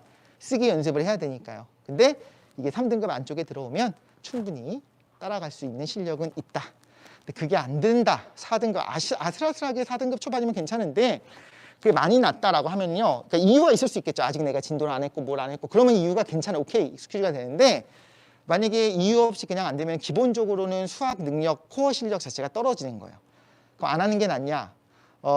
합격을 보장을 못하고 학교마다 다릅니다. 사실 이번에 논술을 보면 예전에 그 적성이었던 게 이제 논술처럼 들어온 학교들도 있단 말이에요. 어디를 노리느냐에 따라 달라요. 2등급, 코어 실력이 2등급인데 나중에 상담을 해보니까 저 연대 한양대 아니면 안 갈래요. 그러면 이제 이거 쉽지 않은데 이렇게 할 수가 있고 사실은 더 어떻게 보면 코어 실력은 어떻게 보면 더 떨어지고 그런데 곧잘 써. 근데 이 학생이 원하는 대학을 들어봤더니 심지어 제가 더 높은 학교를 쓰라고 강권해서 올린 적도 있습니다. 뒤에서 말씀을 드릴게요. 자, 트리논트리 유리한 학생들은요. 뭐 당연히 이 강남 지역 학생 아니면 자사고 학생들 이런 학생들 당연히 학생부 종합 못 쓰고 학생부 교과 못 쓰면 공부를 해서 정정당당하게 시험을 봐갖고 갈 수 있는 전형은 수리논술이죠. 그래서 한번 해봤으면 좋겠다. 그리고 특별히 수학을 잘하는 학생들이 있습니다. 그리고 한두 과목을 이상하게 못하는 학생들이 있어요. 그런 학생들은 내신이 아니죠. 그 정시로 가기가 좀 까다로워져요. 그것 때문에. 그런 경우에는 어쨌든 시험 문제를 푸는 수리논술을 준비하면 의외로 정말 잘 맞는 경우들이 있어요. 반대도 있습니다. 의외로 수학을 잘하는 줄 아는데 수리논술이라고 하는 문제랑 너무 안 맞을 때 있어요. 근데 그거는 아이들이 알아요. 나 수업 가기 싫어. 재미없어. 이게 아니라 제 수업은 다른 선생님들도 그러겠지만 제 수업도 애들이 재미없어 하지는 않습니다. 근데 그게 아니라 본인이 알아요. 이건 안 맞는다는 거. 그러면 이제 빨리 다른 길을 찾는 게 낫겠지만 그게 아니면 일단 맞는 학생들이 있습니다. 비중은 일주일에 한 번만 하고요. 복습을 좀 하는 것까지 포함하면 일주일에 한 5시간 내외 정도라고 보고요. 그 시간은 다 낼 수 있다고 봐요. 솔직히 그 시간 낼 수 있습니다. 그렇게 하면 좋을 것 같고요. 자, 제 수업의 특징을 좀 설명을 드릴게요. 저는 S반이지만 자세하고 명확하게 제가 생각할 때 중상위반입니다. 제가 생각할 때 상위권반은 어디냐면 의치안이에요. 의치안 갈 거 아니면 중상위반이다. 중상위반이 나쁘다는 게 아니라 그래도 자세하고 명확하게 내가 서술을 해주겠다. 설명을 그렇게 해주겠다. 그래서 교재 내용을 보면요. 상당히 어려운 문제부터 생각보다 이런 대학 문제를 실어놨어 하는 문제까지 실려 있어요.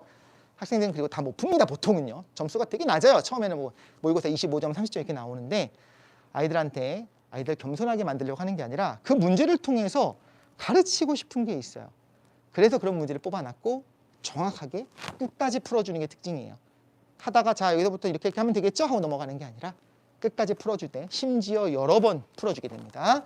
두 번째 접근 방법. 이거는 제 수업의 특징, 진짜 특징이라고 제가 생각한 건데 어떤 문제를 봤을 때 자 얘들아 1번 자 2페이지 자 이건 이렇게 푸는 겁니다. 1번 이거 적용해서 한번 풀어볼까요? 이렇게 하는 것도 인강은 그렇게 돼요. 인강에서 자 여러분 이거 어떻게 하는지 고민해 보셨어요? 한번 생각해 볼까? 이런 거 안 하잖아요. 근데 진짜 그 현강에서 제가 뭘 할지를 고민해 봤더니 진짜 저는 접근 방법에 고민을 해요. 이거죠. 모범 답안이 있어. 그러니까 예를 들면 부분적분을 사용하면 쉽게 풀려요.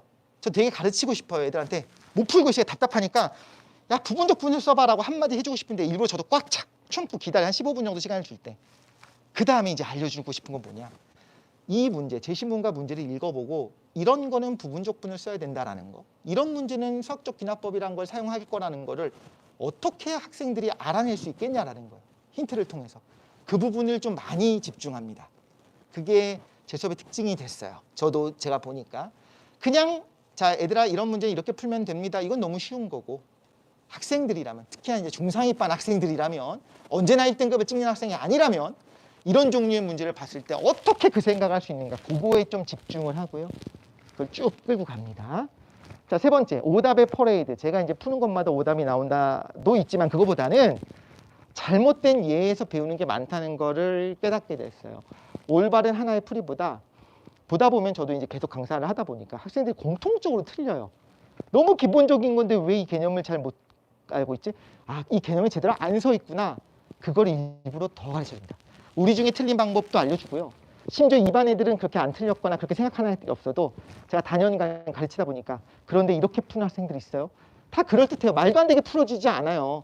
제가 9구단은 5, 6에 20 이런 거 실수하기도 해요. 이런 쉬운 걸 말하는 게 아니라 그럴듯해 보이지만 사실은 제대로 되지 않은 개념으로 잘못 가는 케이스들을 저도 이제 강의를 하다 보니까 그게 쌓이잖아요. 이런 실수들을 동일한 실수도 학생들이 여러 번 하더라라는 걸 알았으니까 그걸 가르쳐 줍니다. 그래서 학생들이 하기 쉬운 실수의 포인트들이 있어요. 바른 풀이보다 실수를 보면서 많이 배우는, 내가 실수를 안 했어도 나도 실수할 수 있었지라고 하면서 정확한 개념을 다시 가르쳐 줍니다. 네 번째도 좀 연결이 되는데 접근도 하나가 아니고 기왕이면 보세요. 1번에 제시문 나를 이용하여 뭐 논제의 이를 이용하여 뭐 이런 말이 써 있었다고 한번 해볼게요. 그럼 그거 이용 안 하면 빵점입니다. 그렇죠? 당연히 그러겠죠. 문제에서 쓰라고 했으니까. 그런데 그런 말이 없었다면 기가 막힌 다른 풀이가 있을 때가 있어요. 그러면 그것도 가르쳐줘요. 이야기를 합니다. 얘들아 이 방법 쓰면 빵점이야. 이 문제에 대해서는. 그런데 만약에 이 개념이 다른 학교에서 출제가 될 때는 이걸 사용하란 말을 안 할 수도 있잖아. 그럼 오히려 이 방법이 훨씬 베스트가 될 수도 있는 거야. 그러니까 이것도 꼭 익혀놔. 그러다 보니까 사실 문제를 많이는 못 나가고 하나의 문제를 이 각도로 보고 저 각도로 보고 이렇게 잘근잘근 씹으면서 다양하게 접근도 하고 별해도 일부 여러 개를 좀 할 수 있는 한 하게 됩니다.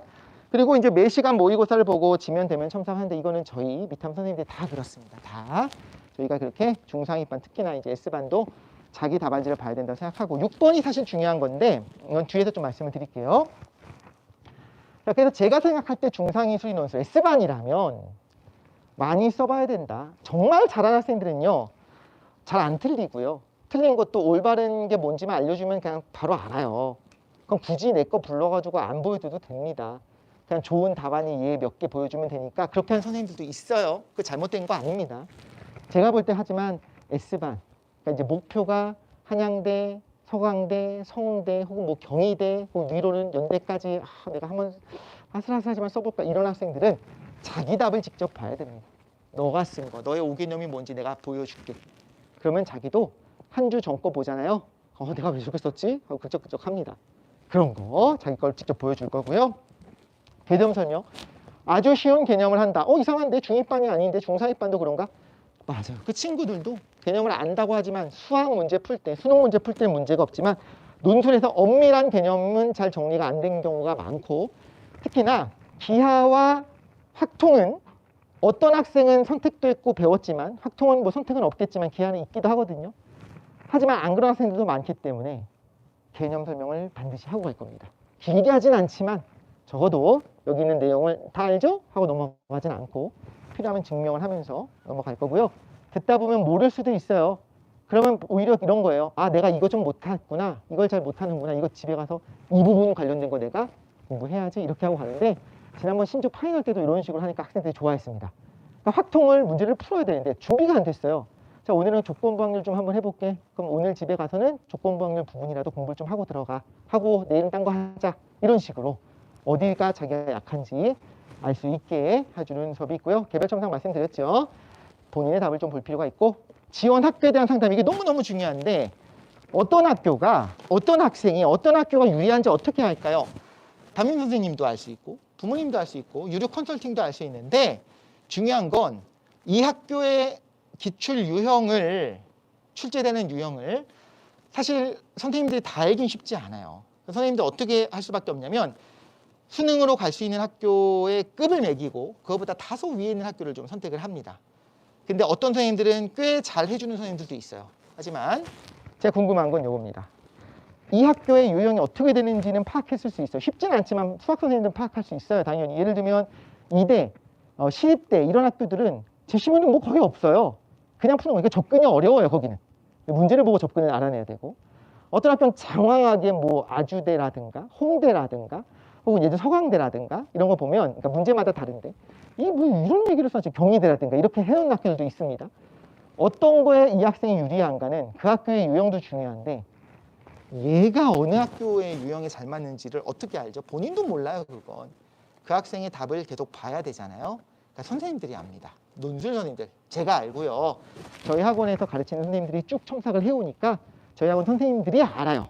그래서 7월달 정도 되면 어느 학교를 쓸지에 대한 판단을 할 때 자 여기 치세요라고 말씀드리진 못하고요. 고민을 해봤는데 이 정도를 뽑아왔는데 어떤가요? 이 3개 중에서 2개를 골라야 된다면 어디일까요? 2장은 했는데 2개가 비네요. 어디가 좋을까요? 이런 정도의 상담이 있죠. 상담. 그런 건 좀 제공을 하도록 할 겁니다. 이거를 들으려면 그러니까 수업을 빨리 듣는 게 좋겠죠. 왜냐하면 그 학생의 답안지를 제가 많이 봤어야 학생에 대한 판단이 좀 더 잘 서니까요. 자, 그래서 거의 다 끝났습니다. 직접 들으는 수강생들이 어떻게 좋아하는가에 말씀을 드리면요. 이거 별거 아닙니다. 학생들이 즐거워한다. 이거는 그냥 이것만 자신 있게 말씀드릴게요. 학생들이요. 힘들어하지 않아요. 생각보다 재밌어 합니다. 논술은 재밌는 과목이에요. 그래서 제가 딴 건 안 하고 논술만 하는 걸 수도 있는데 지칠 수도 있죠. 일요일 저녁반입니다. 지칠 수도 있는데 제가 볼 땐 별로 안 지쳐해요. 저한테 지쳤다고 말 안 한 걸 수도 있겠지만 이걸 봐도 압니다. 꾸준히 들어요. 잘 안 나갑니다. 물론 처음에 안 맞으면 나가라고 했잖아요. 제가 처음에 나가기도 하는데 그 다음에 또 계속 안 나가지 않고 끝까지 쭉 갑니다. 심지어 파이널 때까지 막 따라와요. 이건 저는 그렇게 안 하는 게 더 낫겠다라고 생각하는데 신뢰가 있는 거죠. 얘네들이 뭐 제가 뭐 맛있는 걸 사줘서 절대 안 사주거든요. 이렇게 얘기하는 것도 되게 자린고비 같네. 안 사주게 되는데 그것 때문에 있는 게 아니라 자기의 귀한 시간을 들여서 와 있는 이유는 아마 도움이 되는 걸 아니까 제일 정확하게 이걸 중요하게 여기는 대치동 학생들이 안 나가고 잘 합니다. 이런 게 간접적으로 좀 아셔도 좋을 것 같고요. 요거 하나만 말씀드릴게요. 요거는 모든 선생님들이 다 좋은 사례들이 있는데 제가 볼 때 수강 후기 3개만 딱 뽑았어요. 가르치고 싶은 게 있어서요. 첫 번째 동해안고 박오 학생인데요. 6개 논술 썼는데 6개 중에 4개가 됐습니다. 이거 대단한 거죠. 이 학생이 잘한 것도 있어요. 당연히. 특히 지원한 학교 중에서 제 거 파이널을 4개를 들었어요. 이것도 좀 이상한 거예요. 원래는 다른 선생님들 것도 들어봐야 돼. 다른 접근도 봐야 되고 다른 것도 봐야 돼요. 근데 4개를 봤는데 그중에 3개 합격을 했습니다. 제가 잘했기 때문일까요? 그거는 아니라고 제가 겸손하게 말씀을 드리겠습니다. 잘한 학생이죠. 그렇잖아요. 그거 맞는데 저는 어떤 거에 포인트를 잡았냐면 자기가 잘하는 걸 좀 알았어요. 그런데 저한테 그렇게 계속 수업을 들은 거는 자기가 볼 때 그만큼 도움된다고 느꼈기 때문이지 않을까라고 해서 쉽지 않습니다. 우리의 자녀가 4개 중에 6개 중에 4개 합격할 거라고 절대 말씀 못 드리고 저도 되게 놀랐어요. 이런 경우는 거의 없어요. 자, 두 번째 거는 컨설팅이 실제로 도움이 된다는 겁니다. 자, 재수하기 싫어했었던 여학생입니다. 그래서 갖고 왔더니 제가 볼 때는 꽤 잘 쓰는데 너무 낮게 쓴 거예요. 예를 들면 이대를 써도 될 것 같은데 뭐 성신여대를 쓴다든가 이런 식으로. 또 왜 그렇게 썼어? 했더니 재수도 하기 싫거나 자신도 없고 근데 너 잘해. 너무 아까워서 너 설령 만약에 망치면 재수를 하더라도 좀 높여 쓰자. 강사는 원래 높여 쓰자면 잘 안 해요. 책임 못 지잖아요. 이 친구한테 그렇게 얘기했어요. 자, 그런데 수능 때 언어를 밀렸었대요. 언어에서 원래 최저가 나와야 되는데 진짜 언어를 밀렸었대요. 근데 멘탈을 붙잡고 끝까지 다 본 거예요. 최저가 다 안 나와서 다 못 들어가고 건대가 2개만 봤어요. 최저가. 건대 한 군데가 돼갖고 건대를 시험을 보러 가고 당연히 건대 학생들이 많이 가고 싶어하는 화공과였거든요. 너무 선호한 학교다 보니까 당연히 떨어지기 싶어가지고 그 합격자 발표도 조회도 안 하고 그렇게 재수 준비를 하고 있다 그냥 혹시나 싶어서 했는데 최초 합격을 한 거예요. 꽃 들고 찾아왔습니다. 감사하다고. 자, 이거는 뭘 말하는 거냐. 이 학생이 잘한 겁니다. 하나 봐서 하나 된 거는. 하지만 컨설팅이 실질적으로 그냥 하는 게 아니라 내가 볼 땐 여기는 이거 중에 하나 될 것 같아. 얘는 사실은 이거 되게 진땀 나는 일이었어요. 최저를 밀려 쓰지 않았으면 최저가 나와서 어쩌면 복수로도 합격할 가능성도 없잖아 있는 애였던 거죠. 그렇죠? 그래서 제가 최저가 나온다는 가정하에 이제 쓰자라고 한 건데 안 나왔으니까 큰일 날 뻔했던 거죠. 그런데 그거는 좀 진땀날 일이지만 제가 볼 때 정말 괜찮다 싶으면 모험 같이 한번 해보자. 끌어올리기도 합니다. 부모님은 너무 기뻐하시겠죠. 진짜 그런 학교를 쓰려고 하다가 건대가 됐으니까. 밀렸었는데 됐으니까. 자, 마지막 얘는요. 그냥 천안에서 여기까지 수업을 들었습니다. 작년에. 왔다 갔다 하는데 쉽지는 않았죠. 수업을 듣다가 나중에는 너무 힘드니까 뭐 8월달, 9월달 이때 됐어요. 온라인으로만 이렇게 듣고 특강만 한 번씩 듣고 했는데 이건 이 말씀을 드리고 싶어요. 논술로 너무 힘들 거라고 생각을 해서 그만두려고 했어요. 근데 저도 그렇고 이제 부원장님도 그렇고 얘는 좀 열심히 했고 아깝다. 저도 좀 아깝다 생각해서 온라인으로라도 좀 들어보자. 나간다고 하면은 자존심이 있지. 그러라고 하기도 하는데 얘는 좀 붙잡고 싶었어요. 마음도 가고 얼마나 고생하겠어요. 네, 합격을 했습니다. 이제 세 군데에서 예비가 됐는데 하나에 합격을 했고, 제가 신나는 건 요거 볼 때마다 좋아가지고 어머님이 문자로 뭐라고 하셨냐면, 그 파이널 수업 딴 선생님 걸 들어봤더니 대웅쌤이 진짜 잘 가르치는 거였다라고 하는 거를 실장님한테 전해준 거를, 부원장님한테 전해준 걸 제가 듣고서 지금 듣고 있는데 안 보이시죠? 그냥 너무 좋아가지고 저도 다른 선생님이 어떻게 가르치는지 모르니까 우리 학원 말고 다른 학원 선생님도 수업도 들어봤는데 저 잘 가르친대요. 그래서 이것도 한번 실어놨습니다. 네, 여기까지가 제가 아니구나. 뒤에 있구나. 죄송해요. 이건 대부분 비슷하니까 간단하게 할게요. 3시간 반 수업인데 모의고사 보고요. 그 모의고사에 대한 풀이는 바로 해줄 겁니다. 그 다음에 이제 그날 진도를 나가는데, 이거에 대해서 이 학생이 쓴 거 제출을 다 하거든요. 그럼 처음엔 제가, 나중에 이제 선생님이 붙는데, 이게 일주일 동안 그거를 서면 첨삭을 해옵니다. 그래서 그 다음 주에 또 쓰기를 하잖아요. 그때 학생을 한 명씩 불러서 그 전주 거에 대한 첨삭을 해주게 됩니다. 근데 어떻게 하냐면, 그래서 지면과 대면을 동시에 봤는데, 초반엔 제가 할 겁니다. 근데 나중에는 인원이 꽤 많아져요. 그럼 그때는 대면을 제가 하지 않고 첨삭 선생님을 쓸 건데, 그 첨삭 선생님이 첨삭만 알바로 하는 게 아니고요. 첨삭을 해서 자기가 와서 자기가 그 학생을 불러서 직접 대면까지 하고요. 학생 입장에서 그럼 어떻게 하냐면, 첨삭을 A 선생님한테 받은 다음에 그 수업에 대한, 그러니까 첨삭만 받는 거예요. 그 다음에 제가 옆에 있거든요. 저도 만납니다. 그럼 저한테 와서는 전체적인 내용과 그 다음에 질문, 오늘의 수업, 지난주의 수업에 대한 질문을 받아요. 그래서 초반에는 제가 그걸 둘 다 하지만 나중에는 정말 이 수업에 대한 첨삭과 수업에 대한 질문을 따로 저는 항상 만나게 됩니다. 그리고 보통 그런 경우는 없는데 전 진짜 그러거든요. 나한테 첨삭 받고 싶으면 나한테 직접 얘기를 어머님이 해주셔도 돼요. 그럼 그 학생은 제가 그냥 첨삭을 직접 해줘요. 보통은 저한테 안 받고 싶어 하긴 하더라고요. 왜 그런지 모르겠어요. 자, 어쨌든 그래서 그렇게 어쨌든 저는 매번 보고 갑니다. 그래야 제가 파악을 하잖아요. 그래서 상담을 할 수 있고, 이렇게 수업은 진행이 될 겁니다. 자, 커리큘럼은요, 일단 4월 정도까지는 수원 수투 위주의 문제들을 할 거고요. 그 다음에 5, 6월이 되면 미적분 선택 과목을 포함한 기출문제가 들어갈 겁니다. 그리고 그 이후에는 이제 미적분 심화부터 기하확통 내용을 포함한 기출문제도 같이 섞기 시작해요. 오늘은 확통을 해야겠다가 아니고 하나씩 섞습니다. 실제 시험장에 가서도 정말 대중 없이 나오니까 일부러 섞는 거예요. 그런데 앞부분에서도 이런 내용을 쓸 수 있어요. 하나 말씀을 드릴게요. 확통이라고 하는 과목은 선택 과목이죠. 그런데 확률과 통계라는 거, 특별히 뭐 예를 들면 경우의 수라든가 이런 내용들은 고1 때도 배우고 중3 때도 배웁니다.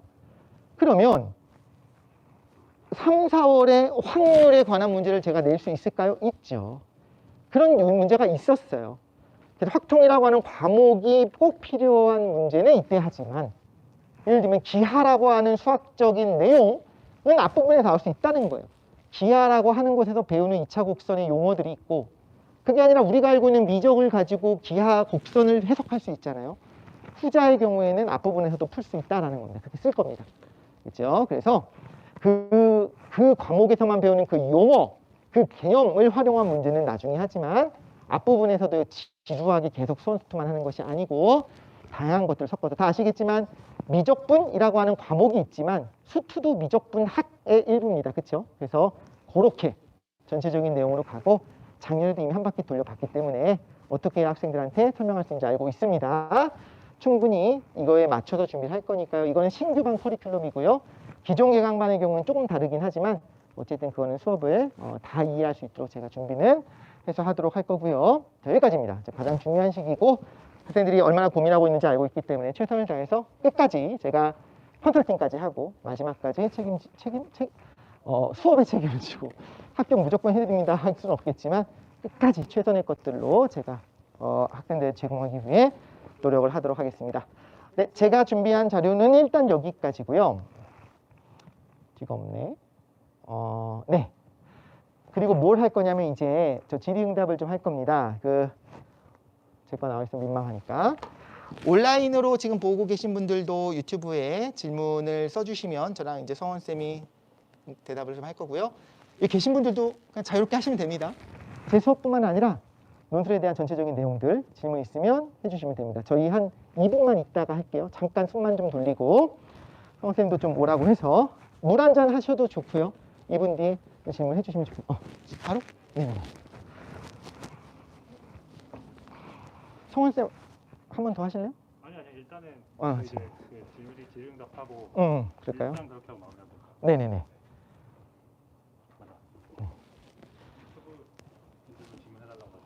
네네, 말씀을 드렸습니다.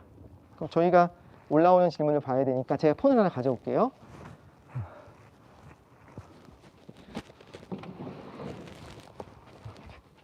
이 질문을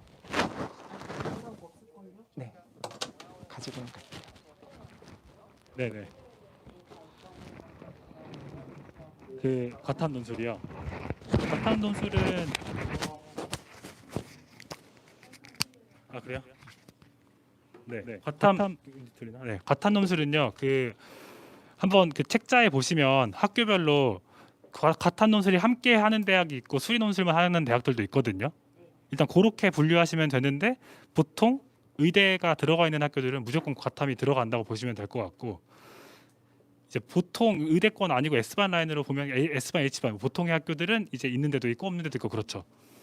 그러니까 대략으로 보자면 건대 윗라인은 대부분 과탐이 포함되어 있고요.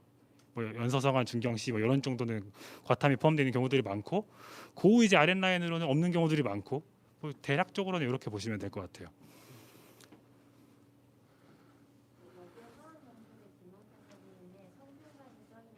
네네. 네네네네. 네. 그거는 제가 이것도 자세히 말씀드릴게요. 여기에 이 공통 과목만 나오는 작년 기준으로 이게 성균관대 플러스 과학 원이 있는 게 과학 하나가 나온다는 건 아니고 과학 원 내용을 베이스로 해서 문제를 내겠다라고 하는 학교예요. 아주대도 보통 과학을 안 하지만 의예과는 생물 2가지 내용을 포함해서 과학 내용이 나온다. 아 네. 왜냐면 그게요. 논술의 길 책자에 저희가 중간에 과탐 정리해 놓은 게 있거든요. 다 작년 기준이어서 솔직히 다 애매한 확정되지 않은 것이지만은 수리 논술 보는 학교 촥 있고 수리 논술에 뭐 생명 논술 정해진 거촥 있고 이런 식으로 정리해 놓은 게 있어요. 그래서 아래 살짝 보시면 어떤 데는 원투 나오고 어떤 데는 원만 나오고 요것도 정리돼 있거든요. 중간에 표가 있습니다. 네네네. 지금 온라인으로 질문을 하신 분 중에 그 학부모님이 자료를 어떻게 받을 수 있는지 여쭤보신 분이 있어요. 네. 일단 제가 파악하고 있기로는요. 일단 논술의 길 책자 같은 경우에는 학원으로 오시면 당연히 받으실 수 있는데 아마 링크로 그 학원 똑똑 어플에 그 논술의 길 PDF가 올라가 있는 걸로 제가 알고는 있거든요. 그래서 다시 한번 확인해 보면 좋을 것 같은데 그래서 파일 형식으로 받아보실 수도 있을 거예요. 근데 학원 방문하시면 제일 좋을 것 같아요. 네. 네. 혹은 이메일 좀 남겨주셔도 좋고요. 근데 확실한 거는 논술의 길도 5월이 넘어야 정확하게 나옵니다. 그렇죠. 그 저희가 전까지는 이제 발표하면은 열심히 정리해가지고 어떻게든 한 6월쯤으로 드릴 수 있게끔 하려고 하고 있습니다. 네. 또 한 분이 더 질문하셨는데 지방학생이고 비대면 강의도 가능하면 좋겠습니다, 선생님.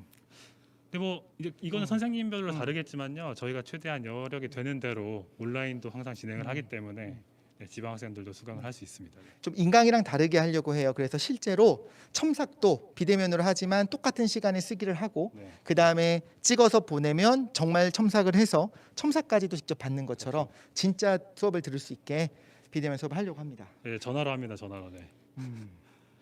네, 각 대학 2022년도 논술 전형의 입시 결과가 5월에 나오는지요?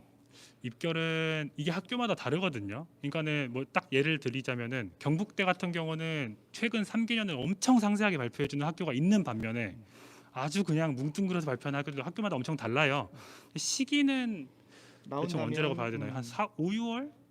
그쯤이라고 보시면 될 것 같아요. 그쯤에 이제 학교별로 작년도 이제 입시 결과가 어땠는지를 발표를 해주죠. 네, 저희가 이제 나오는 학교는 정리가 되는 대로 또 말씀을 네. 드리는데, 근데 이거는 이제 컨설팅 할 때 좀 많이 필요하거든요. 7월달에 쓸 그렇죠. 때 네. 필요하고, 그게 이제 공개적으로 안 하는 학교들도 꽤 많아요. 그리고 어디는 입시 결과라고 해서 신나서 들어가 봤는데 정작 논술 커트라인이 나와 있는 게 아니고 쓸데없는 내용들만 나온 경우도 네. 많이 있어서, 이거는 그러니까 기존에 저희가 가르쳤던 것들을 경험으로 해서 어디를 쓰겠다, 그렇죠. 쓰는 게 좋겠다 이렇게 가게 됩니다. 네네네. 네. 그렇죠. 추합률도 네, 그 자료에 같이 포함돼서 보통 발표를 합니다. 네, 정리해서 발표를 해주는 겁니다. 네. 사실 저희도 모르고요. 제일 좋은 거는 올해 홈페이지를 가보면 그러니까 작년 결과가 몇 월쯤에 올라왔는지를 보시면 네네네. 보통 비슷하게 되는데 작년이 유난히 좀 늦었어요. 사실 코로나 때문에 그런가 좀 그쵸. 늦게 올라왔어요. 올해는 좀 잘 정리가 되면 괜찮지 않을까 기대는 합니다. 어머니들 질문해 주셔도 좋습니다. 수업도 괜찮고요. 중대가 엄청 늦게 했죠. 네. 막 7, 8월? 너무 말도 안 되게 성대도 바꾸고 막 그래서 마음대로 그냥 학교 만들었어요. 네, 학교 마음입니다. 네. 지금 제 수업 지금 기존 반에 대한 질문을 해주셨는데 지금 진도 나가고 있는 부분들도 마찬가지로 수원 수투 내용을 베이스로 해서 일부러 그러니까 미적 내용은 안 들어가고 있었어요.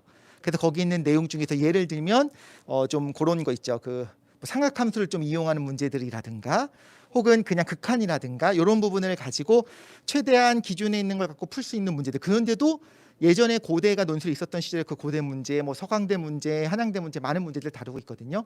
그런 부분을 했고 그리고 이게 좀 파트별로 앞부분에서 이 부분에서 나온다고 하는데 앞에서부터 나가진 않아요. 그러면 쓰기 문제 한 거랑 그다음 유지하는 게 너무 뻔해요. 왜냐하면 사고 자체가 오늘은 이걸 갖고 푸는 거구나라는 걸 알고 있으니까 그래서 일부러 전혀 다른 걸 준비하기도 해요. 나중에는 그래서 아예 미적 문제 하나, 확통 문제 하나, 기하 문제 하나 붙이기도 하거든요. 지금까지는 수원 수투 내용을 중심으로 다뤘었고 이것도 온라인에 찍어놓은 건 있습니다. 근데 기왕이면 지금 들어오는 학생들한테 겹치지 않고 지금 시작해도 되도록 들어와도 되도록 커리큘럼은 짤 거예요. 네. 네, 저 질문이 없으시면 여기서 마무리를 해도 좋고요. 네. 비대면 강의와 첨삭이 이루어지고 있으니 방법에 대한 자신 네네 이거 죄송합니다. 이거 이제 실시간 채팅 이것도 여기에 남겨주시면 저희가 학원 측에서 또 답글을 달거나 연락을 드릴 테니까요. 네네. 온라인으로도 많이 해주시고요. 어머니들 혹시 질문 없으시면 혹시 개별 상담 좀 필요하시면 개별적으로 지금 나와서 해주시면 되겠습니다. 자 오늘 여기까지 하겠습니다. 너무 수고하셨습니다. 감사합니다.